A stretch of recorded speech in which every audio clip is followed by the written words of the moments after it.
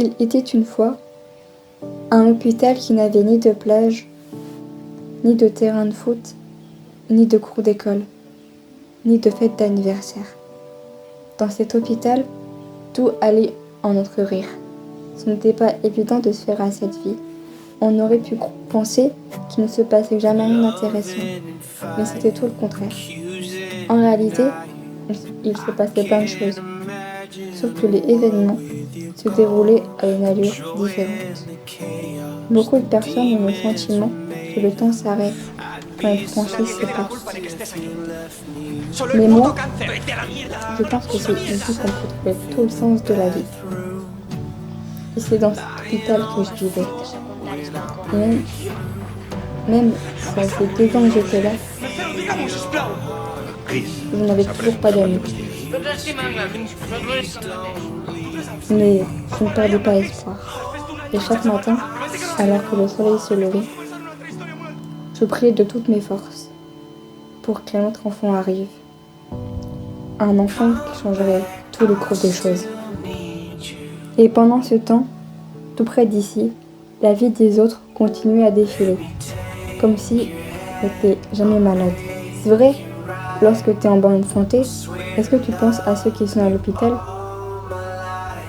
Moi, j'y pensais jamais avant. J'étais sûre qu'à ce moment précis, chaque enfant qui jouait dans cette cour d'école n'y pensait pas non plus. Tu ne peux jamais savoir à l'avance à quel moment tu vas tomber malade.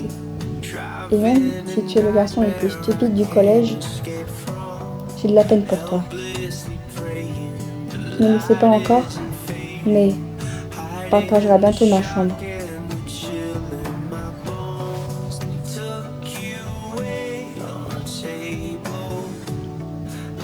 Les garçons sentaient le football, ça me plaisait. J'adore le foot. Et je savais déjà ce qu'il allait faire. Ils pensent tous qu'en faisant ça, ils arriveront à me réveiller. Organiser une fête dans un hôpital, ça n'a rien de facile. Mais moi, j'avais de la chance. Chaque jour, j'avais le droit à une fête spéciale. Rien que pour moi. C'était mon moment préféré de la journée. Parfois, je me dis que je ne suis pas le seul à être dans le coma. Il y a certaines personnes dans cet hôpital qui savent ni parler, ni aimer. La dernière fois que j'ai essayé de faire partie d'une bande, j'ai fait un saut direct jusqu'à l'hôpital. Et non, ce n'est pas facile de se faire accepter. C'est pour un leader comme Léo, c'est difficile de se faire des amis dans un hôpital. Vous pouvez imaginer comme c'est encore plus compliqué pour quelqu'un qui est dans le coma. C'est pour ça qu'il faut profiter de ceux qui sont comme moi, entre la vie et la mort. 2 secondes après avoir rencontré Georgie, j'avais compris pourquoi Léo l'avait choisi comme deuxième leader des Bracelets Rouges. Georgie fait partie de ces gens que tout le monde rêve d'avoir comme ami. J'aime bien l'hôpital, parce que tout commence très tôt ici.